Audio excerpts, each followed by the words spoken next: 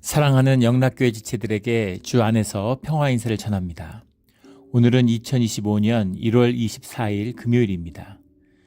오늘의 묵상 본문은 마태복음 5장 33절로 48절까지의 말씀입니다. 오늘 본문 말씀 5장 33절부터의 말씀은 이렇게 시작합니다. 또 옛사람에게 말한 바 헛맹세를 하지 말고 내 맹세한 것을 주께 지키라 했다는 것을 너희가 들었으나 나는 너희에게 이르노니, 이렇게 시작하는 거죠. 우리 지금 나누고 있는 말씀은 다 5장 20절에 나오는 너희 의가 서기관과 바리새인보다 더 낫지 못하면 결코 천국에 들어가지 못하리라 라는 말씀에서 이어지고 있는 그 말씀과 다 있는 말씀이죠. 이 말씀의 본질은 종교로서는 하나님의 의를 이룰 수 없다라는 겁니다. 그래서 하나님과 함께하는 우리의 의는 오직 주님께 있는 것이다. 주님과 하나 되는 것에 있는 것이다 라는 말씀을 하고 계시는 거죠. 나는 이루지 못하지만 주님은 이루실 수 있어. 나는 갈 수 없지만 주님은 갈 수 있어. 주님과 함께 가는 거죠. 함께 이루어 가는 것입니다. 그래서 그 의를 이룬다. 우리 말씀의 전체를 보면 5장에 처음에 나오는 팔복의 본문은 우리 하나님의 형상, 창조의 본성을 말씀하고 있는 것이다 라는 걸 나눴습니다. 우리가 원래 만드신 하나님의 뜻, 원래 우리의 본성, 그것이 무엇인지를 밝혀주시고 그걸 어떻게 피워내는지, 그런 복된 사람의 삶, 복된 사람의 아름다움, 그런 것을 노래하고 있는 것이 예수님이 말씀하시는 율법의 참된 의미죠. 그래서 너희가 들었던 바, 너희가 옛사람에게 말한 바라고 계속 나오는 구약의 말씀, 이미 증거되어진 말씀, 곡해되고 오해되고 편견으로 얼룩져 있고 종교의 경험으로 구속되어 있는 그것의 본질적인 뜻이 무엇인지 말씀의 참된 뜻을 나는 너희에게 이르노니 라는 말씀으로 증거해주고 계시는 거죠.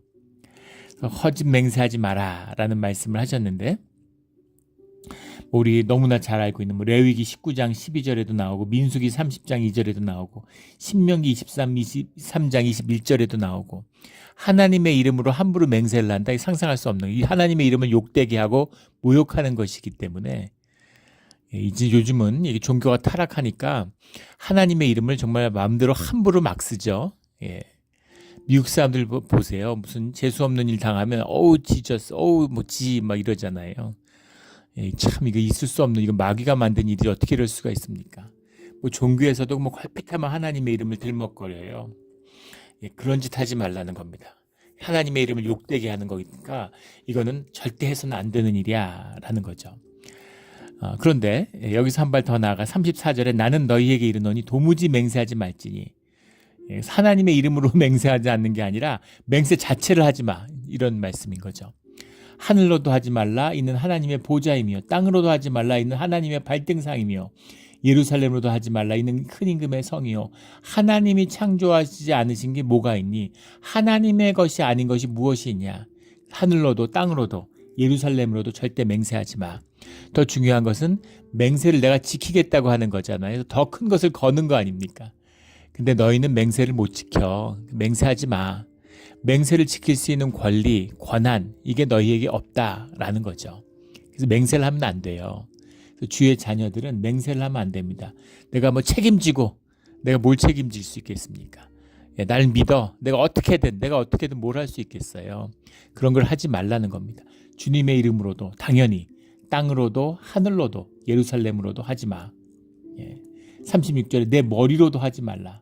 이는 내가 한 터럭도 희고 검게 할 수 없습니다. 그래서 우리가 한국 사람들은 내 성을 건다 그러잖아요. 그런 거 하지 말라는 거죠. 그 성이 뭔데? 성 걸지 마. 그것을 귀하게 여기라는 거. 주님이 허락하신 모든 것을 귀하게 여기고 너의 고집, 너의 판단, 네가 주인 돼 행하는 그런 삶을 살아서는 안 돼. 주체가 무엇이냐? 라는 말씀을 주고 계시는 거죠. 오직 너희 말은 옳다 아니다 하라. 37절 말씀에 이에서 지나는 것은 악으로부터 나느니라. 악으로부터 난다. 39절에는 악한 자를 대적하지 말라. 악함에 대한 얘기가 나와요. 이에서 지나는 것은 악으로부터 나느니라. 옳다, 아니다. 그 얘기만 하라는 거죠. 주 안에서. 이거는 주님 안에서 분별할 수 있잖아요. 그래서 옳고 아닌 것은 얘기할 수 있겠죠. 그런데 여기서 더 나아가지 말라는 겁니다. 여기서 나가는 건 논리의 입증이잖아요. 논리로 뭔가를 세우는 거죠. 사실을 분별하는 거잖아요. 논리로. 인간의 논리, 생각이라고 하는 것이 뭐예요? 거짓입니다. 거짓이라는 것이 마귀의 본질이고 속이는 마귀의 권세의 본질이 이 논리예요. 생각이에요. 생각을 넣어주고 생각을 가지고 움직이는 거죠. 말을 하고 생각을 하고 논리를 펼치면 결국 마귀에게 넘어가게 돼 있습니다. 그 마귀가 악이라는 게 이벌이잖아요. 영어로 이벌. 이벌의 철자를 뒤집으면 라이브가 됩니다. 생명이 되는 거죠. 참 재밌죠. 그래서 마귀는 정확히 생명과 반대예요. 악의 반대는 선이 아니고 악의 반대는 생명입니다. 생명과 악이 반대를 이루고 있고 그 두 가지를 아우르는 것이 주님의 선이에요. 그래서 악과 선이 대립하는 것이 아닙니다. 옳다 아니다라는 거기서 지나는 것, 생각으로 하는 것, 논리로 하는 것, 이념으로 가는 것, 이런 것은 결국은 악으로 귀결되게 돼 있어요. 이념에 얼룩져서. 이념이란 게 다 거짓이잖아요. 이념의 본질이 생각이고 거짓입니다. 그래서 좌판이 우판이 이런 소리 하는 사람들은 정신 나간 사람들이에요. 세상에 붙들려서 세상의 종로를 타고 있다는 증거입니다. 종교가 타락하니까 이 종교 안에도 좌판이 우판이 보수니 리버럴이니 이런 소리들을 하고 있는 겁니다.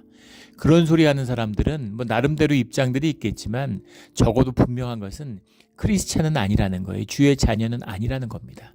종교꾼일 수는 있겠죠. 그러나 신앙인은 아니에요. 교회 안에서 그런 얘기 떠벌리고 그런 게 신앙인 것처럼 진짜 어처구니 없는 종교가 타락한 본질을 잃어버린 이런 그러니까 결국은 악으로 가는 거죠. 물론 시작은 좋은 마음으로 했겠죠.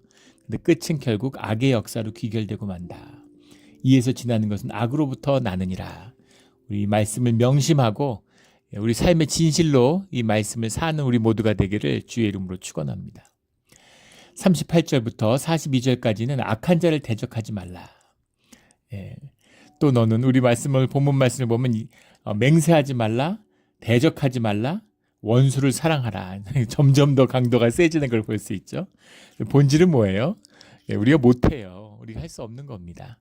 그런데 주님은 하실 수 있는 거죠. 그래서 이것은 하나님 나라의 꿈이에요.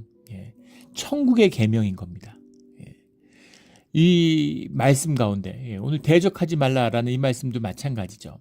눈에는 눈, 이는 이로 갚으라 했다는 것을 너희가 들었으나 나는 너희에게 이르노니 악한 자를 대적하지 말라. 악을 대적하지 말라가 더 정확한 뜻이겠죠. 누구든지 내 오른편 뺨을 치거든 왼편을 돌려대며 또 너를 고발하여 속옷을 가지고자 하는 자에게 겉옷까지 가지게 하며 또 누구든지 너로 억지로 오리를 가게 하거든 그 사람과 심리를 동행하고 내가 구하는 자에게 주며 내게 꾸고자 하는 자에게 거절하지 말아라. 이 말씀이 뭐겠어요? 억울한 일이잖아요. 내가 억울하잖아요.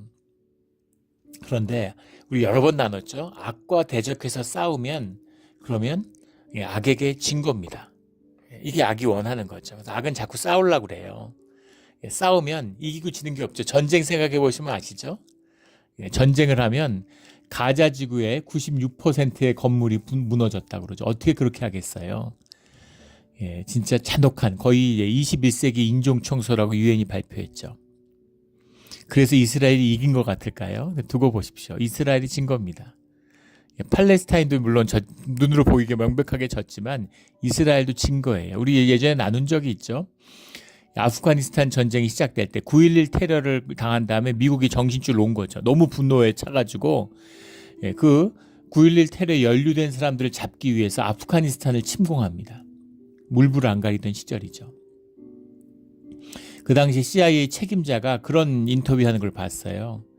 그 당시 잡으려고 아프가니스탄에 요구했던 테러범들의 명단이 불과 몇십 명이었다는 거예요. 열댓 명 되는 사람들을 잡으러 들어간 거죠.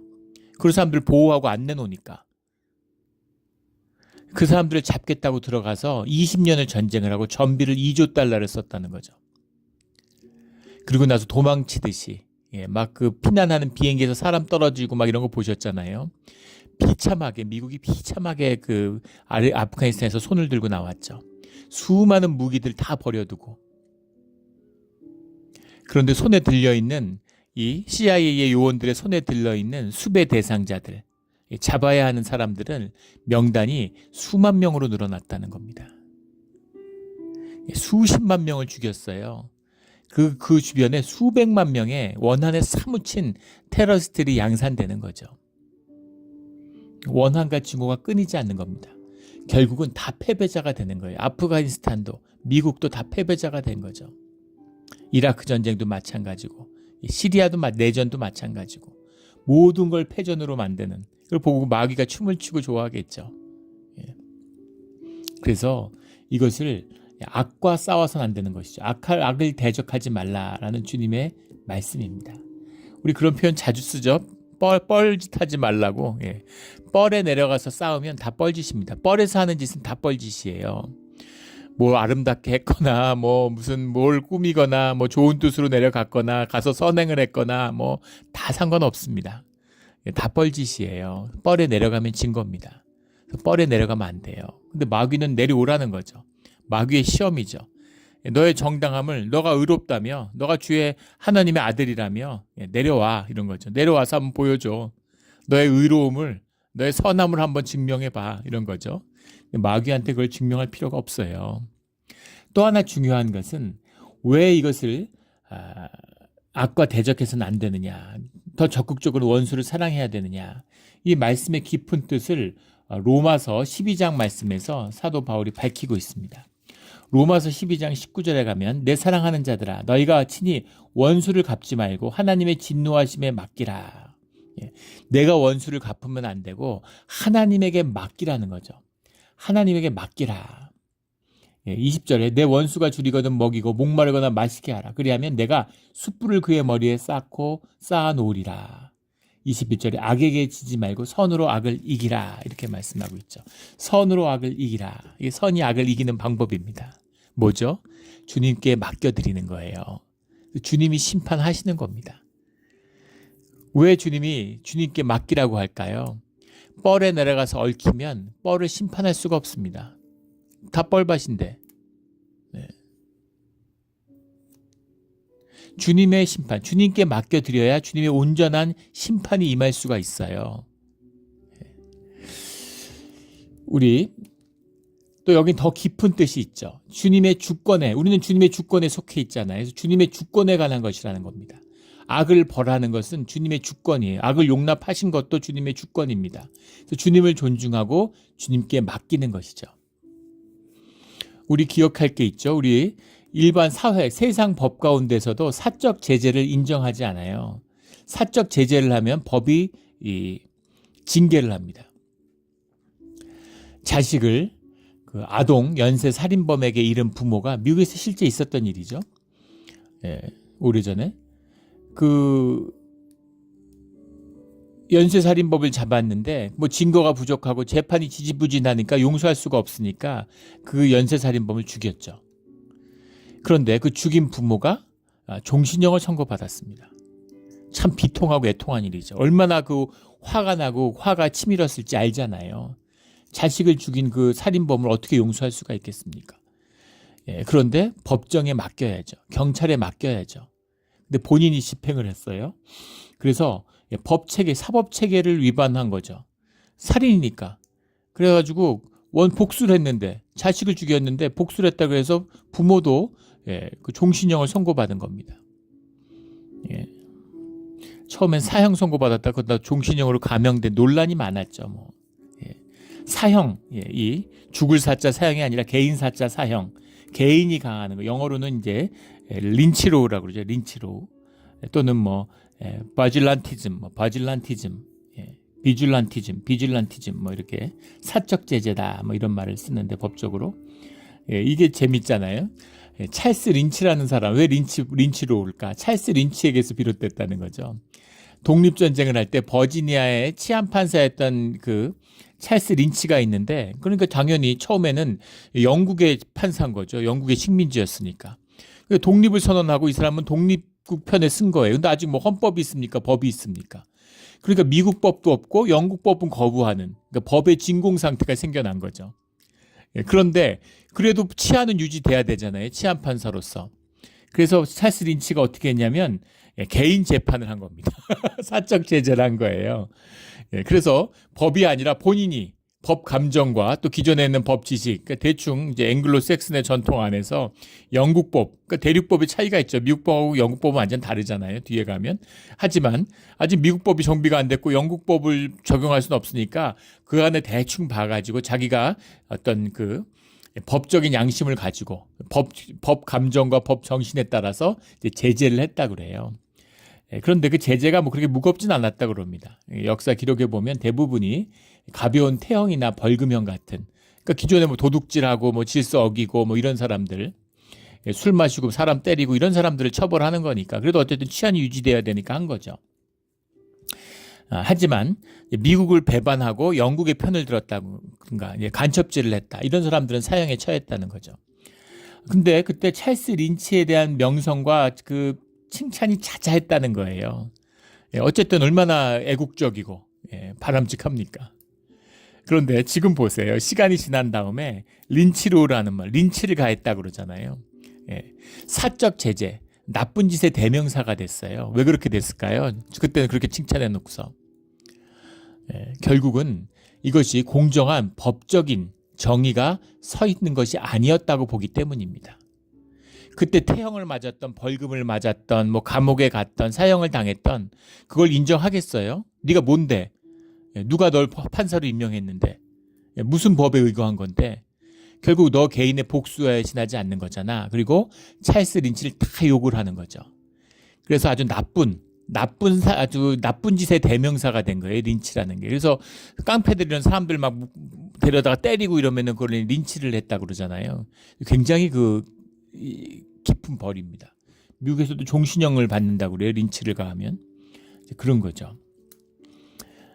지금 무슨 얘기하는 거죠? 내가 어떤 좋은 마음으로, 의기로운 마음에 막 그 분기가 차서 의로운 마음으로 해도 그거는 다 불법인 거예요. 법의 테두리 안에서는. 그 법적인 권한, 제재의 권한은 법에 있는 겁니다. 그래서 내가 무슨 짓을 당했던 사적으로 제재하면 안 돼요. 이걸 이해하시는 분은 이 말씀의 의미를 알 겁니다. 그 주권, 그 제재와 심판의 주체가 주님이시라는 걸 인정한다는 의미인 거죠. 이건 적극적으로 우리를 보호하는 의미예요. 너희 괜히 가서 살인범 처단하려다 피해 입지 말고 너도 같이 감옥 가고 그러지 마. 내가 사형 선고 내려줄 거야. 내가 엄정하게 아주 재판을 해가지고 다룰 거야. 라는 말씀이 그 전제가 들어있는 거예요. 우리를 보호하는 말씀이고 주님의 주권을 분명히 세우는 말씀이죠. 그걸 인정하고 순종하는 것이 주의 자녀가 가는 길입니다. 우리 초기 역사에서 바울이 사람들을 막 죽였잖아요. 크리스천들 잡아 죽이고 잔멸할세 이런 말이 나오죠. 아주 잔인하게 했어요. 그런데 주님을 믿고 회심하니까 그를 받아들였습니다. 사도행전에 보면은 9장에 사도 바울이 예루살렘에 오니까 사도들도 만나길 꺼렸다는 말이 나오죠. 바나바가 적극적으로 중재를 해가지고 이 사람 변했고 이제 크리스찬 됐다고. 그런데 스데반을 죽이는 증인이었고 사람들 핍박했는데 그 원한에 찬 사람들이 없었겠어요? 그걸 어떻게 용서할 수 있었겠습니까? 그런데 받아들인 거죠. 어떻게 받아들여요? 주님 안에 있기 때문입니다. 주님의 주권을 인정하고 주님을 높이는 자들이기 때문인 거죠. 이게 주님의 세상을 사는 천국 계명을 사는 사람들의 모습이에요. 43절에 또 내 이웃을 사랑하고 내 원수를 미워하라 했다는 것을 너희가 들었으나, 이거는 우리 너무 잘 아는 레위기 19장 18절의 말씀이잖아요. 나는 너희에게 이르노니 너희 원수를 사랑하며 너희를 박해하는 자를 위하여 기도하라. 너희라는 것이 교회를 의미하는 거죠. 복수로 되어 있습니다. 마태복음은 복음서 중에 유일하게 교회라는 표현을 쓰죠. 너희가 교회잖아요. 교회예요. 뒤에 교회에 관한 말씀도 따로 나오지만은 교회라는 것이 뭐예요? 주님의 지체입니다. 그래서 교회 원수를 사랑하는, 그걸 품을 수 있는, 주님만이 하실 수 있는 일이죠. 내가 개인적으로 무슨 용서하고 화해하고 이런 이야기가 아니에요. 주님의 공의가 빛나고 주님의 공의가 드러나는 것입니다. 45절에 이같이 한즉 하늘에 계신 너희 아버지의 아들이 되리니, 예, 주님과 하나 됐다는 얘기잖아요. 하나님의 아들이 되었다. 주님과 한 가족이 되었다. 예.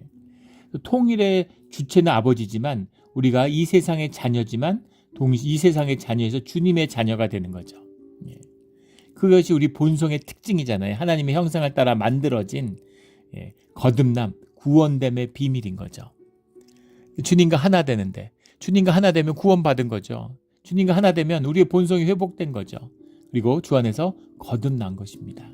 예. 주님의 공의를 인정하고 받아들이는, 예, 그것이죠. 예. 분명한 것은 우리는 할 수 없는 것이라는 겁니다. 하지만 주님을 믿고 주님께 맡기는 겁니다. 그러면 주님은 하실 수 있겠죠. 더 큰 뜻을, 주님의 심판과 공의를 또 긍휼과 자비를 동시에 이루시는 주님의 전능하신 그 구속의 역사가 우리에게 나타나는 그 비밀, 그것입니다. 48절에 가면 그러므로 하늘에 계신 너희 아버지의 온전하신과 같이 너희도 온전하라, 이 말씀이죠. 예. 너희도 온전하라. 네가 온전해라는 게 아니라 교회가, 주님의 몸된 교회가 주님의 온전함을 이루어내야 된다, 이 말씀이에요. 이 온전하다라는 말이 텔로스라는 말인데, 이 텔로스라는 말이 이제 perfect, 완벽하다, 이런 말이죠. 이 표현 우리 창세기 6장의 9절에 가면 노아에게 또 이 말씀이 나오죠. 노아가 온전한 사람이다. 또 욥기에 가도 욥이 온전한 사람이다, 이렇게 나와요. 욥하고 노아가 뭐가 온전할까요? 사람인데 완전하게 퍼펙트 할 수 있을까요? 욥은 뭔데? 노아는 뭔데? 뭐죠? 주님과 하나 된 사람이죠. 그래서 온전할 수 있는 겁니다. 온전함이라는 건 시간적인 의미로 쓰일 때 우리 마태복음 24장 6절에 보면 완성의 의미가 있죠. 완성되었다. 내용적인 의미에서 본다면은 고린도전서 14장 20절인가요? 거기 보면 그 충만하다라는 뜻을 쓸 때 주님의 충만함, 온전 퍼펙트한 거죠. 완벽한 것입니다. 그 다음에 완결되었다. 주님의 일이 성취되었다. 야고보서 1장 4절 같은데 이것은 그런 의미로 쓰일 때 행위적인 측면에서는 완결된 행위, 또 충만한, 내용적으로는 충만한 주님이 충만한 것, 주님이 주관하심이, 또 시간적인 의미로 본다면 주님의 완성된 사건적인 의미가 들어있는 거죠. 이게 온전함이에요. 주님은 온전하시다는 겁니다. 그 주님과 하나 되는 주님의 지체를 이루는 교회도 온전하라라고 말씀하시는 거죠. 이게 주님과 하나 되는 비밀이고 주님의 온전함이 우리 가운데 이루어지는 비밀입니다. 주님께 맡겨드리는 거죠. 주님의 주권을 우리 삶 가운데 인정하는 거예요. 예. 제가 처음 신앙생활 할 때 만났던 제 집사님 중에 이제 그런 분이 계셨는데 매일 기도하는 분이죠. 그런데 장보러 가면 요거트를 사는데 딸기 맛 살까, 그 피치 맛, 그 복숭아 맛 살까, 그런 거 갖고 막 뭘 살까요 주님, 이러고 주님한테 기도한다는 거예요. 근데 그 얘기 처음 들었을 때 되게 어이가 없었습니다. 그게 뭔가 도대체 뭘 그런 걸 기도를 하나. 저 같은 경우는 고민하지 않고 두 개를 다 사죠. 그거 두 개를 중에 하나를 고른다는 건 너무나 가혹하고 잔인한 일이죠. 그런데 신앙생활을 하면서 뒤에 주님을 만나고 신앙생활을 하면서 그 의미가 뭔지를 깨달았어요. 이것이 주님과 함께하는 비밀입니다. 누구도 주님이 말씀하시는 걸 대놓고 거절하는 피조물은 없어요. 주님의 그런 음성과 주님의 말씀을 듣는 자도 없습니다. 주님과 함께하는, 귀가 열리고 말씀의 눈이 떠져서 주님과 동행하는 삶을 살아가게 되는데 주님의 음성이 점점 커지는 것이 아니라 점점 작아집니다. 주님의 뜻을 분별한다는 것이 쉽지 않아요. 우리 엘리야에게 세미한 음성으로 말씀하시는 주님을 만나게 되죠. 세미하게 말씀하시는 겁니다. 그래서 우리는 귀를 쫑긋 세우고 주님의 말씀을 잠잠한 가운데 들어야 되는 거죠. 주님께 자꾸 물어봐야 돼요. 주님의 뜻을 구해야 되는 겁니다. 그것이 훈련이고 그것이 우리 신앙의 비밀이에요. 주님을 찾고 주님을 구하고 주님과 대화하는 겁니다. 그것이 말씀이고 그것이 기도예요. 평소에 기도하지 않는데 어려운 일이 닥치면 주님을 찾아와서 어떻게 해야 됩니까 주님 하고 기도하는 것, 물론 그것도 귀한 것이죠. 그런데 그래서 분별하기 쉽지 않죠. 교회 가운데 함께 중보하는 자들 가운데 있지 않는데 어떤 어려움을 닥칠 때 기도하는 거 쉽지 않습니다. 어려움이 닥치는데 기도도 안 해요. 주님한테 도와달라 그러다가 어려움이 닥치면 내가 해결하겠다고 나가는 겁니다. 주님의 뜻은 뭔지, 주님이 뭘 하시려고 하는 건지, 이 일이 일어나는 의미가 뭔지를 알려고 하지 않아요. 일단 현상적으로 해결하려고 하는 거죠. 그러면 고생이 끝나지 않습니다. 고난이 아니에요. 고난은 주님의 뜻을 깨닫게 되는 거죠. 주님 안에서 오는 것이니까. 그러면 성장을 하고 능력이 되고 주님과 동행하는 길이 열려요. 고생을 하면 사람이 찌듭니다. 이민사회가 왜 힘들다고 그래요? 이민교회가 왜 힘들다고 합니까? 사람들이 고생을 많이 해서 찌들었기 때문이죠. 비참한 거예요. 주님께 내 삶의 주권을 내어드리는 것.